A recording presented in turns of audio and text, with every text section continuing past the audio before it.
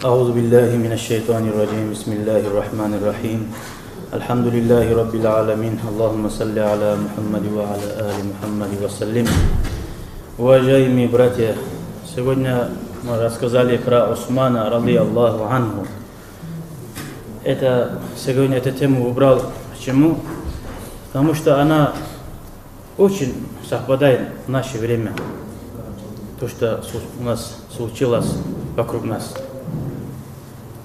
Осман, ради Аллаху анху, он третий халифа, как всем известно.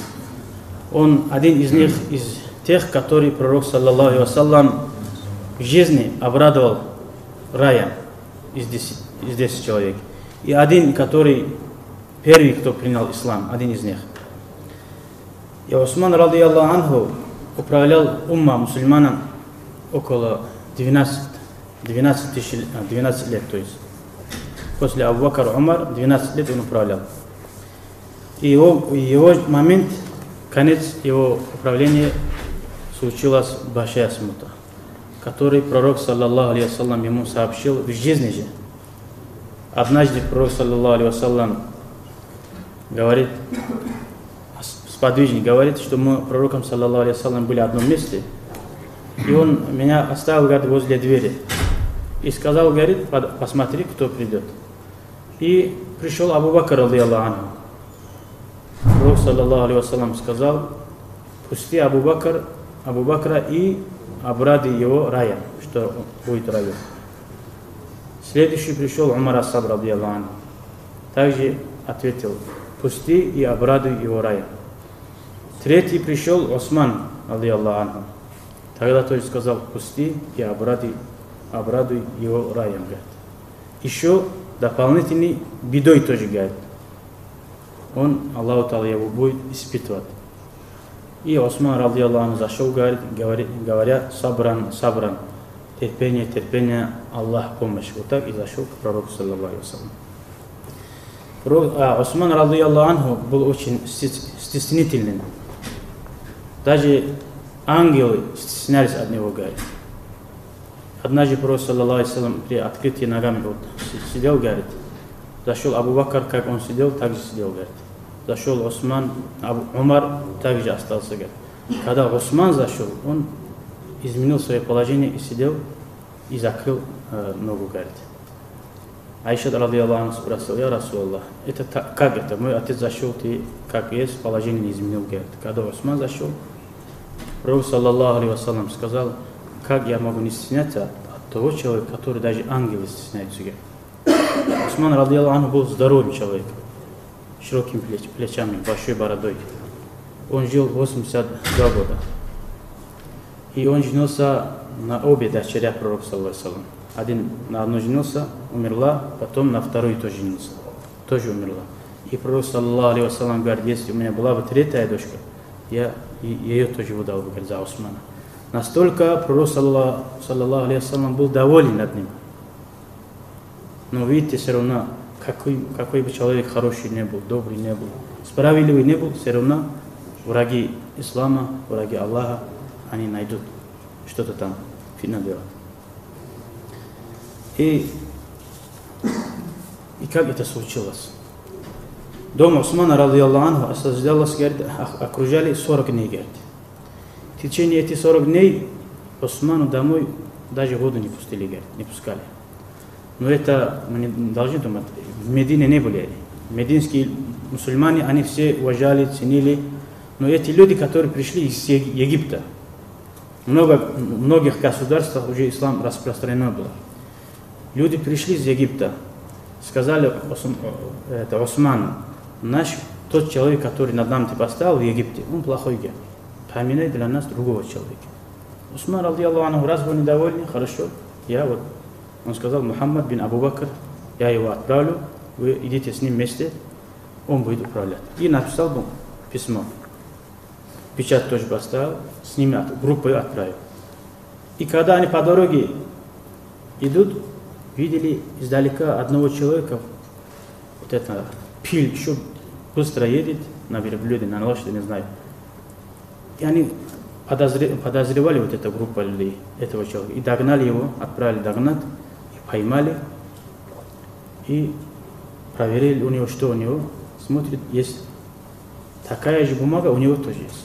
Печать Османа, работник Османа, верблюд Османа. Они удивились. А что там написано? Там написано, если эта группа людей, если туда перейдут, пишет там правителю, который там перейдут, их всех убивай. Это Мухаммад бин Абу Бакр, который, я говорю, назначил им, его тоже убивай. Вот так написано. Они все группа злились, они пришли в Медину и начали распространять. Это прямо Осман пришли. И ты над нами издеваешься, что ли? И все враждовали Осману. Осман, ради Аллаху, поднялся на мимбар джума и сказал, и клялся, Аллахи, билляхи, я это не написал. Печать может делать подделку. Человека можно покупать, хоть мой человек может. И он объясняет никак, они нет, везде распространяют, уже объявляют вражду. Дай это Марван, дай этого человека нам, они вот просили отдать.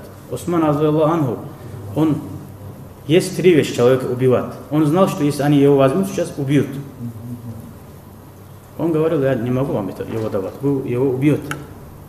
Итак, они тогда сказали, тогда ты уходи.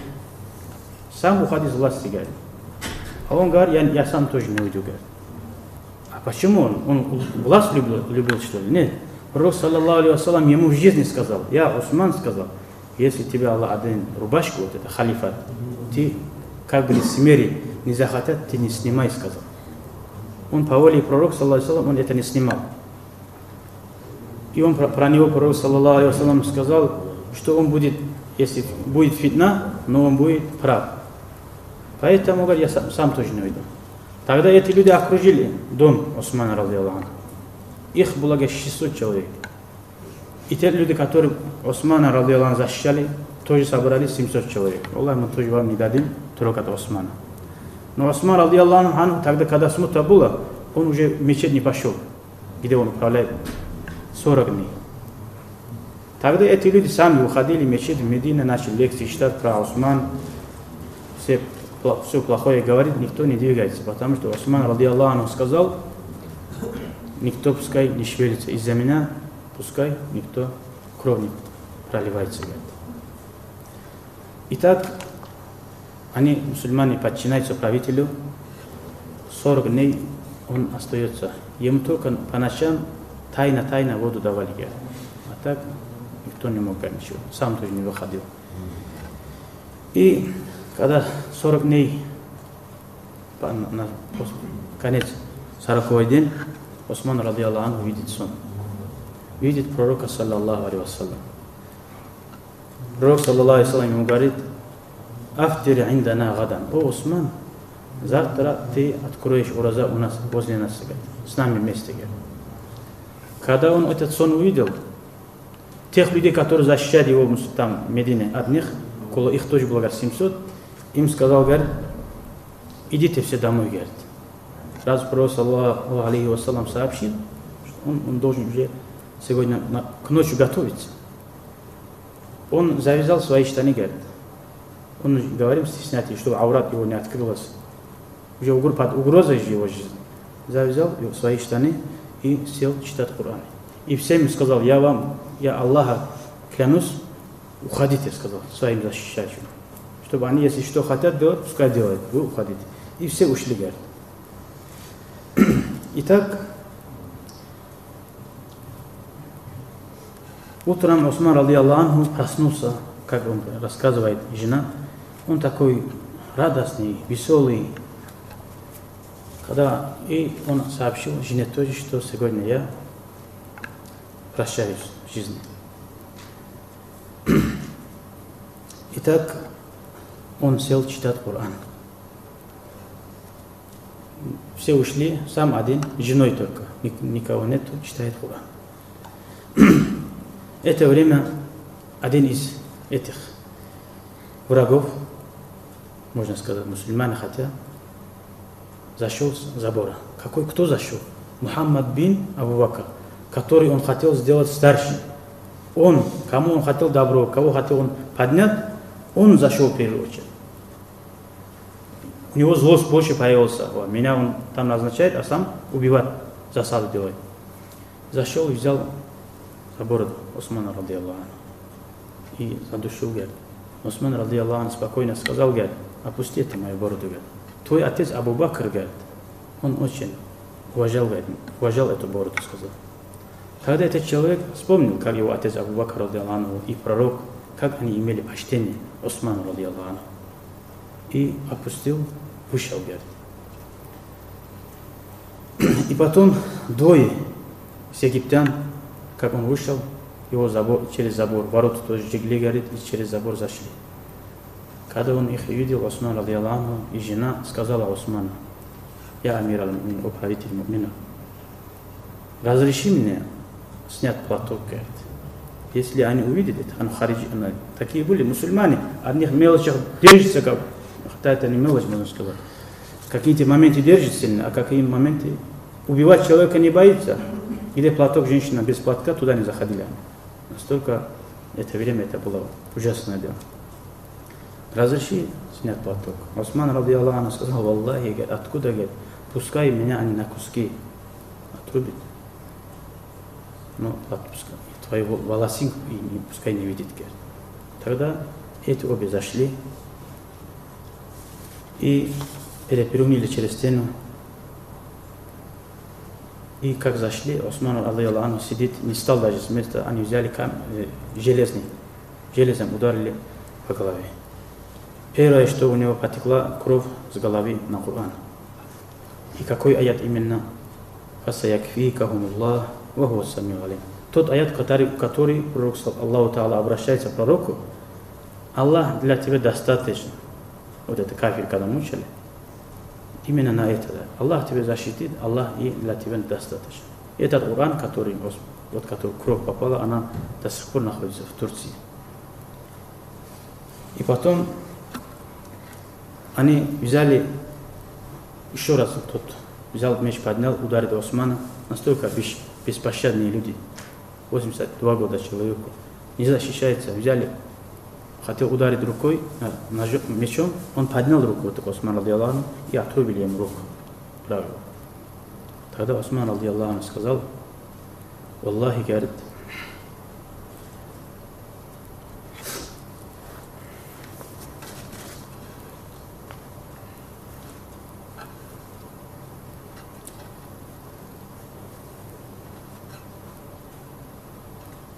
тогда Осман, радиаллаху анху, сказал: валлахи, эта рука, которую ты только что отрубил, говорит, это первая рука, которую написал Коран, говорит. Осман, радиаллаху анху, грамотно умел писать хорошо. И первый, кто написал Коран, говорит, сурату Фуссилят именно.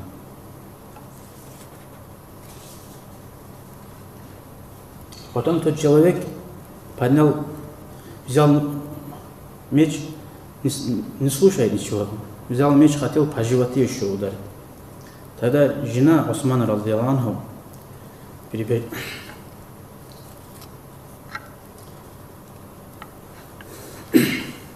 тогда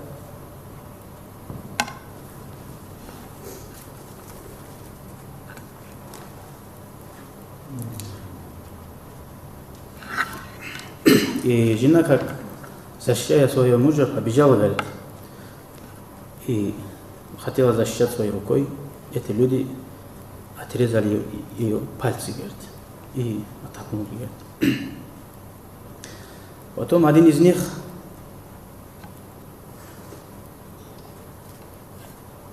прыгал, говорит, на его груди, говорит, Осман, радиаллаху анху, и взял меч, 6 раз, говорит, поднесли Осману, радиаллаху анху, в тело вот это меч.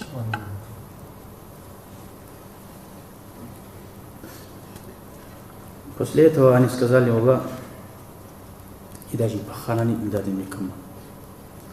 Асхаби, радиаллаху анху, они тоже терпят до последнего. Если кто-то хочет защищать Османа, там уже опять кровь пролится. Он не хотел, чтобы за него кровь пролилась. Не дадим, говорит, похоронить. И взяли его, говорит, где свалка, мусор, потянули мусор, туда бросили, говорит, тело Османа, самого такого человека. И тогда жена пророка, саллаллаху алейхи вассалям, Умму Хабиба, забрался в ступеньки мечети пророка, саллаллаху алейхи вассалям, и сказал: «О, вы мятежники, говорит, знаете, если вы не позволите нам похоронить Османа, радийаллаху анху, тогда я, говорит, жена пророка, саллаллаху алейхи вассалям, я мать праведных, я любимая пророка, саллаллаху алейхи вассалям, выйду, говорит, на улицу, ну без войны же это уже получается женщина, на улицу Медины и покрытыми волосами, говорит. Они же вот покрытыми волосами выйду, говорит, и сама лично, говорит, похорону Османа, радийаллаху анху. Она знала, что они, ей, жене пророка, саллаллаху алейхи вассалям, тем более без платка, они ближе не подойдут. Действительно, ни один из мятежников, они тогда согласились и сказали: только разрешаем четверо. Чтобы им уважение делали, собирались мусульмане, нет, это не разрешаем. Только пускай четверо, говорит. Итак, кто его хоронил, говорит, Хасан, радийаллаху анху, Хусейн, сыновья Хасана, аля Саба, обе. Их тоже также убили, сам деле. Хасан, Хусейн и Али, и Мухаммад бин Талха. Четверо они похоронили Османа, радийаллаху. Когда они брали тело Османа, тогда тоже эти мятежники кидали, говорит, камнями, говорит, на тело Османа, радийаллаху анху. Настолько они были ненавистны к нему, настолько у них вражда пошла. Итак, их похоронил вот четверо. И все, кто участвовал в этом деле, они все сами тоже так же умерли, говорит. И про одного говорит Ибн Сирин, вот один из них, который участвовал там, видел, говорит, вот Каабе, говорит, он совершал таваф, говорит, и говорит: о Аллах, прости меня, говорит, и я не думаю, что ты меня простишь. Это Ибн Сирин обращается ему: какой-то интересный у тебя дуа, говорит. Он сказал, говорит: я тоже присутствовал, когда убивали Османа, говорит, я тоже был, говорит, там. Но я там дал слово себе, говорит, если Осман, я доберусь до Османа, я по счете дам Осману. И он в жизни не добрался. Когда он умер, он зашел к нему и открыл лицо и по счете дал Осману, радийаллаху анху. Даже когда он умер. Тогда он говорит: моя рука параличом стала. Это человек, который дуа делает. И он показал, говорит, его рука как дерево было, говорит. Аллах, конечно, всех наказал. Хасан, радийаллаху анху, сын Али Асад, который похоронил, отмечает, он говорит: я увидел во сне моего дедушку, говорит, пророка, саллаллаху алейхи вассалям, и он стоял у трона Аллаха, говорит. И это был, говорит, первый раз, когда я видел пророка, саллаллаху алейхи вассалям, обеспокоенным. Часто видел, наверное, пророка, саллаллаху алейхи вассалям, но этот раз смотрю обеспокоенный, говорит. Тогда это время Абу Бакр, радийаллаху анху, подошел, ему, говорит, он сон рассказывает, сзади, и положил свою руку на плечо, алейхиссалату вассалам, Абу Бакр. И потом пришел Умар Асаб, радийаллаху анху, положил тоже руку на плечо Абу Бакра, радийаллаху анху. И через некоторое время пришел Осман, радийаллаху анху. И лицо его вся в крови, руками держит свою голову, говорит, держит он. И сказал, говорит: я Расул Аллах, о посланник Аллаха, спроси этих людей, за какой грех они забили меня как хайвана, говорит, как корову, говорит. Вот так Осман, радийаллаху анху, спросил, говорит. И это время, говорит, трон Аллаха, говорит, Хасан рассказывает, который сон видел, треснулся, говорит, трон Аллаха. И 2 потока крови пошло, говорит, оттуда.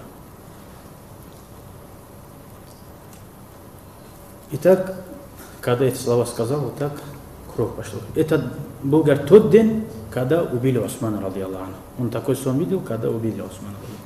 Это был день Айдуль Азха, Курбан Байрам. День Курбан Байрам, вот так, день, который должен был праздновать, вот такой день был.